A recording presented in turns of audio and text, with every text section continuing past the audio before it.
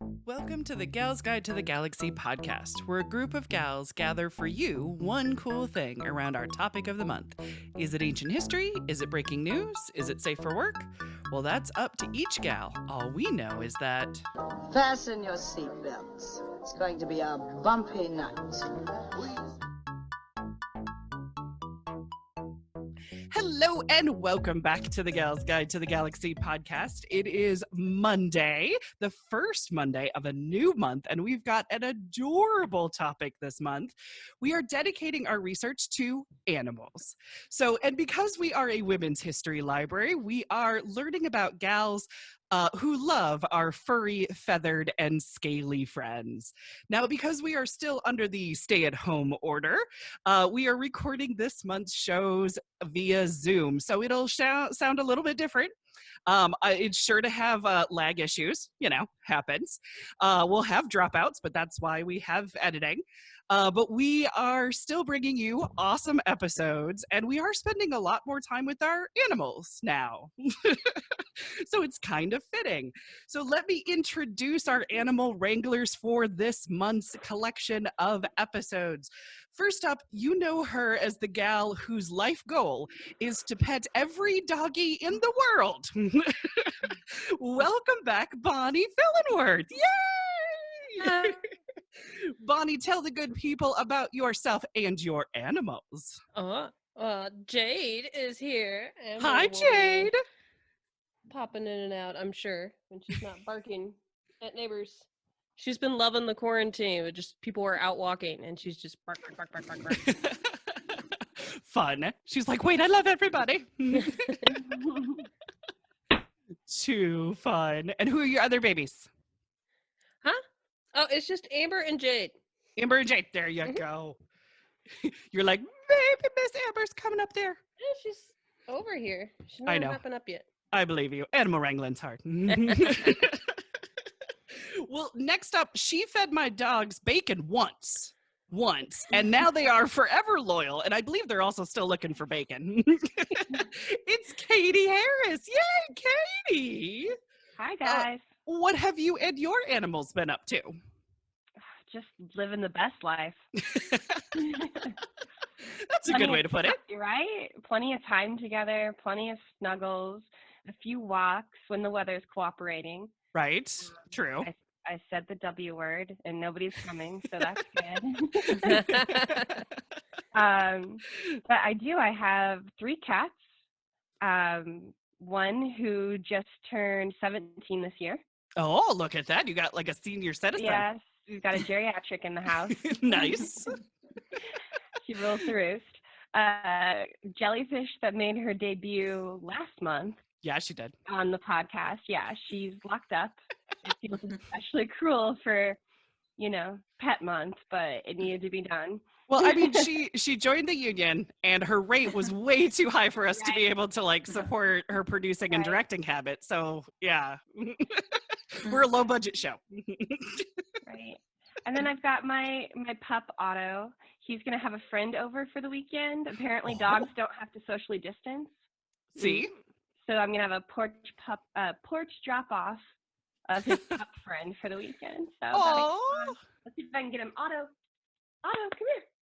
Maybe, possibly. Come, no. But you got cat ears. Right? Come here. I know, right? Oh, he's a-coming. Oh, there's a chance. Oh, I slid my chair and he ran away. Oh. It's all right. We got plenty of episodes. It's bound to happen. There will be an animal drop-in of all of us. Right. But next up is our returning gal pal, who I am personally going to crown the connoisseur of cat memes. Welcome back to Rebecca Burfanger. Hey, Rebecca. Yay!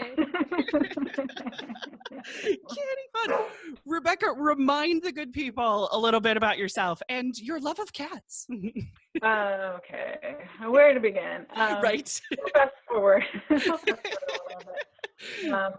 Up until up until December we had 3. Now we Gotcha. have 2.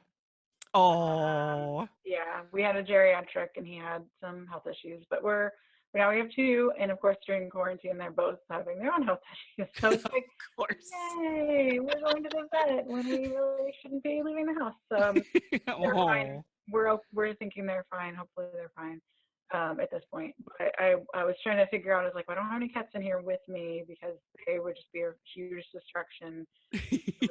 For you, for them, yes, exactly. Yeah, and so then I just started looking around. I'm in my home office, and I was looking around in my real office. I do have like a ton of those little like the little like good luck cats.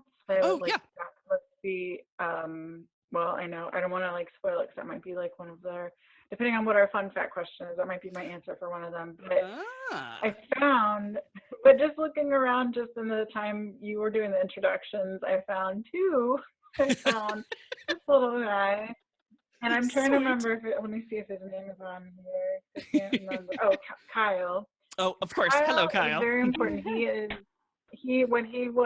When he was around, he was also, I think he was a senior citizen before his passing, but he was a advocate for victims of domestic violence and their pets, or survivors. We'll call them survivors of baby and their pets. And so he would appear at like cat conventions and pet conventions and whatever, and talk about how like shelters should also have opportunities for people to take their pets with them, because a lot of times the pets are also used as a weapon against the person, and it's terrible. So, or the cats or the animals themselves are abused. So anyway, so I love Kyle. I bought this little plushie at some point when he's internet famous, and he was more famous like when he was, I think he passed a couple, but he witnessed like his owner's murder. It was really sad.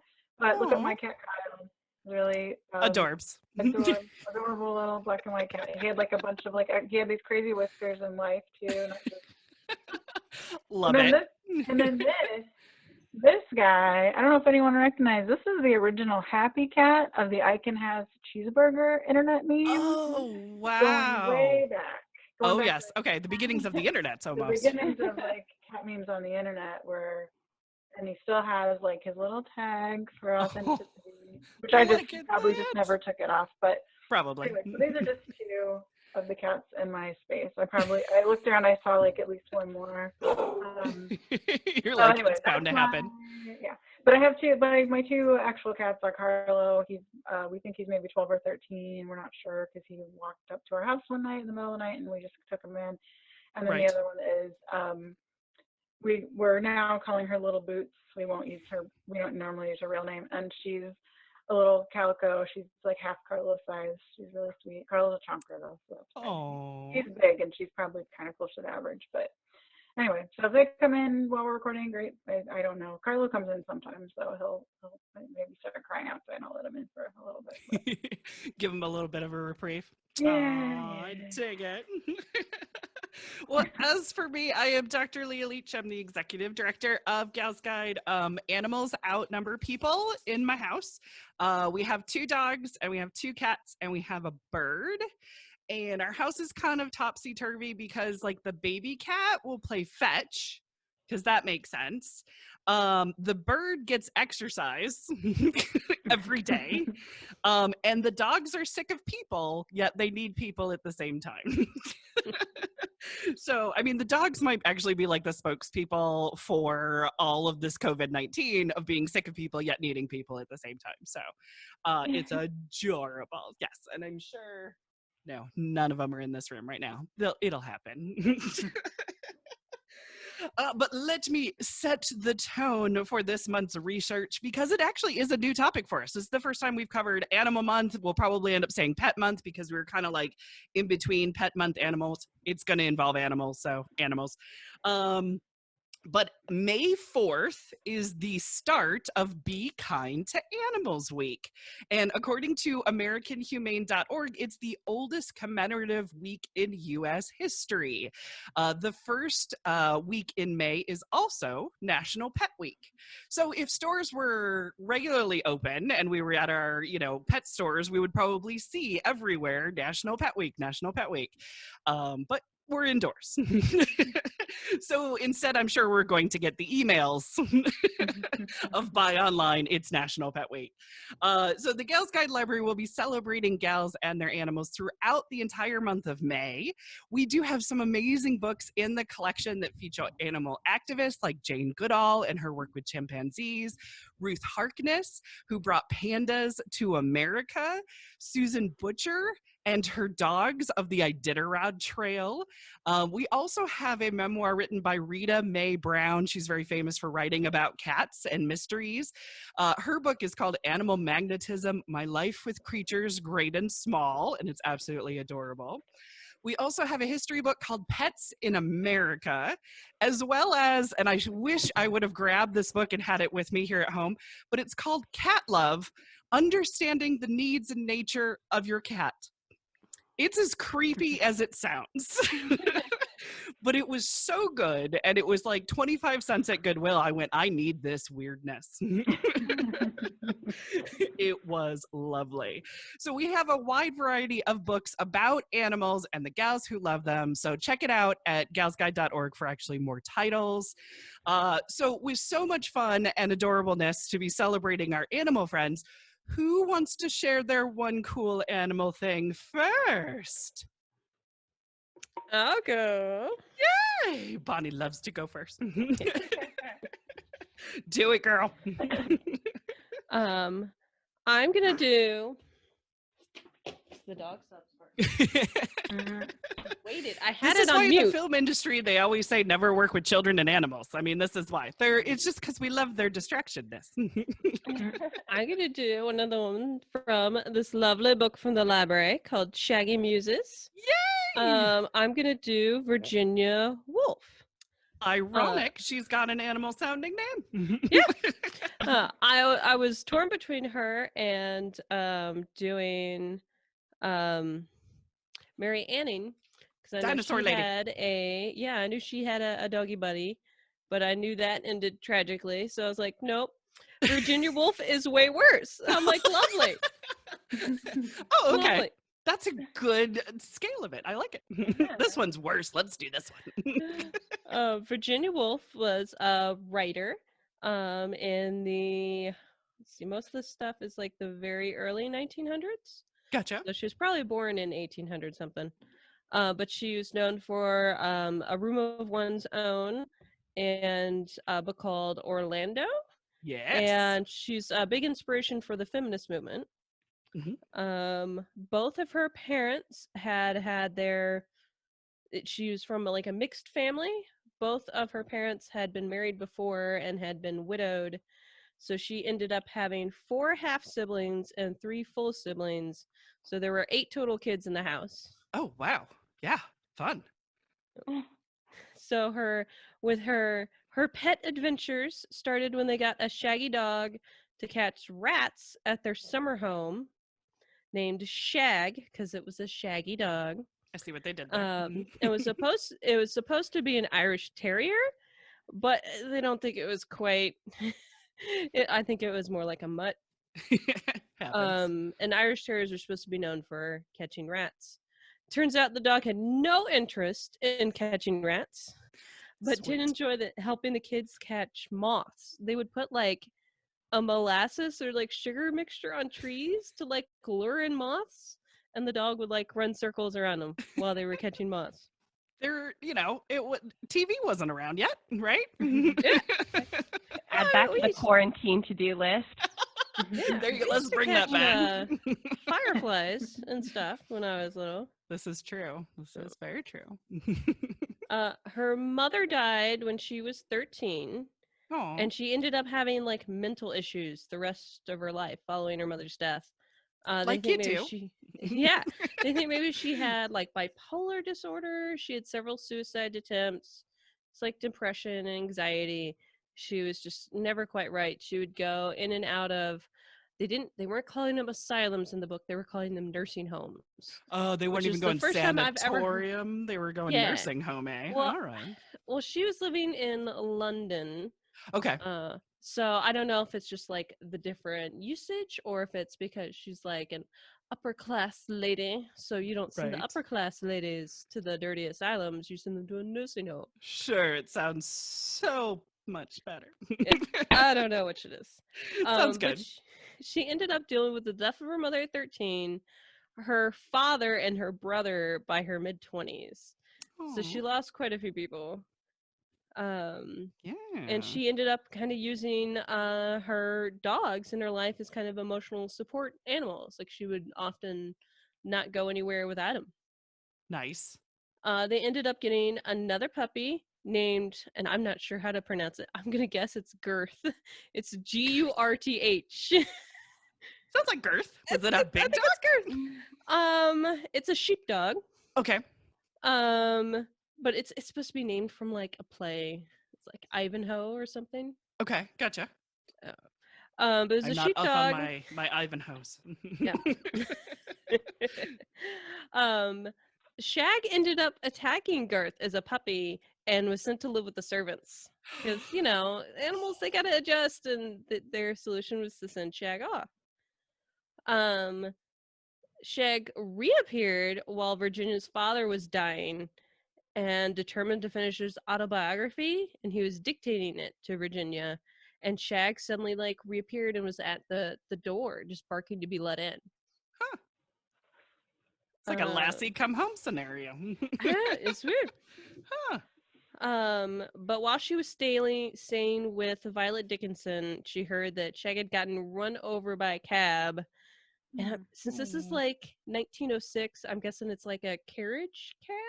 Okay, yeah, maybe. The dog had apparently gone deaf and just didn't hear it.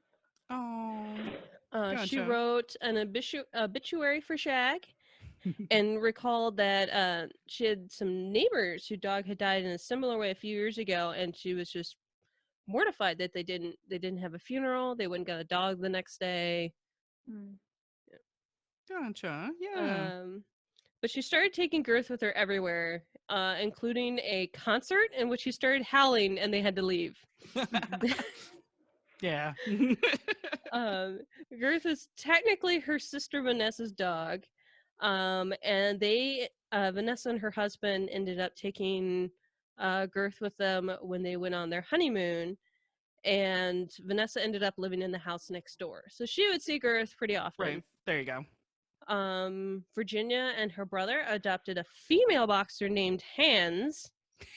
Hands. That dog was all hands. Who was not house trained, but would put out matches with its paw. All right. Which is a trick, apparently, every dog after this, she trained to put out matches with their paws. And I'm like, that's a specific set of skills. I'm like, is that animal cruelty? That's got to be hot. I don't. Yeah. Right. Yeah. Oh no. But she took both Girth and Hands with her on a walking tour of Wales. She eventually married Leonard Woolf. In his childhood, he had been told to drown 3 puppies in a bucket when their family dog had had 5 puppies. So they were just kind of too many dogs, you just drown them. Oh my gosh. Yeah. Okay. No, you weren't kidding. It gets worse. No. Nope. Oh my gosh. Yeah. So that's scarring. Got it. Yeah. But he had made some kind of weird epiphany when he was drowning the first dog. But me and this dog are the same. And I'm like, but you still drowned it. Right. And with one very big difference, you're still alive. Yeah. They didn't say how old he was. He just said in his childhood. So I don't know if he's a teenager or 5. I don't know. So it's I'm sure he was forced to do it because, you do what your parents tell you kind of a thing. Right. But oof. So it's that'll sit with you. Yeah. They had a fox terrier named Grizzle. I am a fox terrier. My autocorrect made it Spanish. Oh no. They ended up getting a spaniel named Pinka, Pinka. It's given to them by Vida Sackville West, who was one of her lovers. Ooh. And who inspired the Orlando story is about someone who changes sex. Right. Okay. Gotcha. Awesome. It's also a Tilda Swinton movie that's really good. It is very good. Nice. I'm like, I've seen the movie. I haven't read the book, but I saw the movie. Yeah, same. My mom. That would be a good actress for that. I haven't read it yet, but I have it on VHS if anyone wants to borrow it. You It might need be to on also streaming, I don't borrow know. a VHS player. yeah, maybe. I've got one I could loan. There you go. See? Beautiful. She wrote a book called Flush after Elizabeth Barrett Browning's dog. I think it's just inspired by her, but ended up the dog gets at some point in the book the dog gets like switched out for a doppelganger dog, and they got to go rescue it. But it's like Freaky Friday dog version. Like it seemed like all the facts except for that part of the story were all like factual things about like the dog. Right. But then she just like added on extra stuff. Cute. They were away on a trip, Virginia and her husband, and one day before they got home, Pika died. Oh. So they like as they were coming up the drive, the house person was like digging a grave for the dog. Oh my gosh. Oh, sad. And a month after that, they got Sally, which is a black and white spaniel, which was like her husband's dog. Like the dog adored her. She didn't really attach to that dog as much as she did all the other dogs. And then Virginia herself ended up filling her fur coat pockets with rocks and drowned herself in a river. That was her. I'm like, yeah, I couldn't remember if it was her or Sylvia Plath. Yep. Yeah. That's a happy, fun story. Yeah, I was like, I'm going to do Virginia Woolf because it can't be worse than Mary Anning. Famous last words. Yes.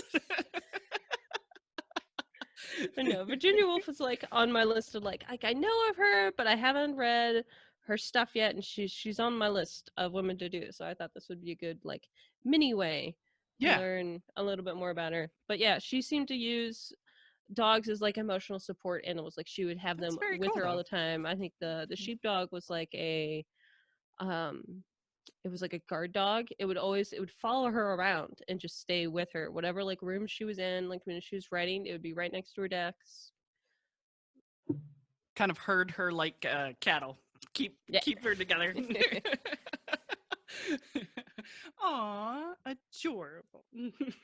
She needed her animals around her. I mean, it would be worse if she didn't have animals. How about that? Yeah. She needed them to get through the day. Yeah. Was Virginia Woolf the one that wrote The Hours? She wrote the book that The Hours was based. Like it was the Mrs. Dalloway. Oh, okay. Got it. That's in The Hours. And The Hours talks about it, I think, in the book too. There we go. Okay. All right. I was going to say, I'm like, so I think close. That's the only thing. Yeah, that's what I was thinking that too. I was like, it's Nicole Kidman with a fake nose. And right. Exactly. And I think they show the part where she drowns herself in the end. Or because it's dramatic. Yeah. And it's the part I remember. It's the mythic part you remember, which is unfortunate. Yeah. Oh, fun. But she had a lot of animals, though, it sounds like. I dig it. She was pretty much going, like, she would have one or two animals with her pretty much her whole life. And just dogs. I mean, this book, I think, is mostly about dogs, but I didn't hear about any kind of other, like, she didn't have, like, goat. Like, there wasn't a horse or a goat or a fish or anything. Right. Dogs were her go-to animal. Yeah. I love it. Well, did anybody have any questions for Bonnie? I wonder, like, back when she was around, was that common for people to have animals as pets, or were they mostly, like, I know they, like you mentioned that they got a dog to be like a rat catcher, but then that didn't really work out. Like worker dogs? Yeah. I mean, was it typical for people to have animals as pets, or do you know from what you were looking at? From what I was looking at, like, she lived in London most of her life, so you got you know, kind of the British posh getting dogs. Like some of her dogs she had been given, a couple of them they bought, and they brought like breed specific dogs. Mm-hmm. She did end up getting one from a shelter, which is a shelter that's still around today. Oh, wow. But yeah, it was they're pets, and they were in London. They had both leash laws and muzzle laws, and they talked about some of the dogs they would take out for walks, and they would like intentionally let them off leash, and they would go wander around. They'd have to go find them.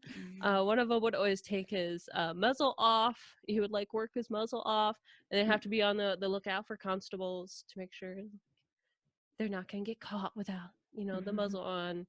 But it seemed like it was like, it didn't seem like it was strange for her to go to the concert with her dog, just that it was howling and singing along, and they had to leave. That was the line. Yeah. That seems fair. Perfect. Dun, dun, dun. Well, do you want me to wrap it up? Sure. Sweet. All right. Well, that wraps it up for us this week. Join us next week as our next gal pal shares her one cool animal thing as the Gal's Guide to the Galaxy podcast continues. Thanks for listening. For show notes, links, and images from this week's show, visit galsguide.org. Want exclusive stuff like deleted bits and major bloopers? Become a Gal's Guide patron today. Thanks for listening.